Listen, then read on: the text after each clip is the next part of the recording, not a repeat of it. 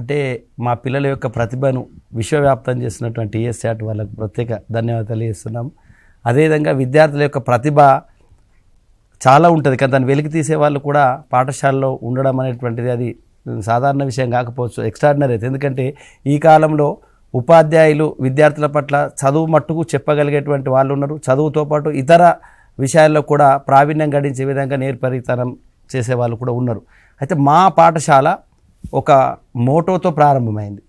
మా స్కూల్ 13 సంవత్సరాల క్రితము కేంద్ర ప్రభుత్వం యొక్క ఆధ్వర్యంలో 194 మోడల్ స్కూల్ ప్రారంభం కావడం జరిగింది. ఉమ్మడి జిల్లాలో చాలా మోడల్ స్కూల్ ఉండే, ప్రస్తుతం ఆదిలాబాద్ జిల్లాలో మాకు 6 మోడల్ స్కూల్స్ ఉన్నాయి. ప్రత్యేకంగా మా మోడల్ స్కూల్ ఆదిలాబాద్ పట్టణానికి ఒక 5 కిలోమీటర్ల దూరంలో ఉంటుంది మేడం. అయితే ఈ 5 కిలోమీటర్ల దూరం ఉన్నటువంటి మా పాఠశాలకు ఆటోలలోనే వస్తారు, పేరెంట్స్ దించేస్తారు, ఎట్లయినా వస్తారు. కానీ మా పాఠశాలలో సీటు దొరికితే ఒక ఎంబీబీఎస్ సీటు సాధించినంత సంతృప్తి వాళ్ళు పొందుతారు. మా దగ్గర ఉండేటి 100 సీట్లే. ఓకే.